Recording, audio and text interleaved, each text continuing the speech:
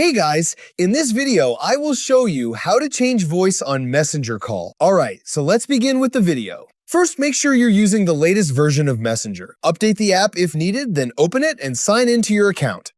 Now, here's something important. Messenger does not currently include a built-in voice changer feature. If you open a chat and then make a call, then tap on three dots, and in Call Settings, you won't find an option to change your voice directly inside the app. To work around this, open the Google Play Store or App Store and search for a voice changer app. You'll find several options available.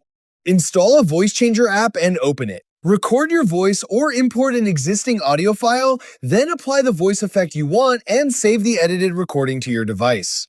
After saving the file, return to Messenger, open the chat, attach the edited audio file, and send it to your friend. And that's it. So that's basically how you can change voice on Messenger Call. So that's all for this video. See you in the next one. Thanks.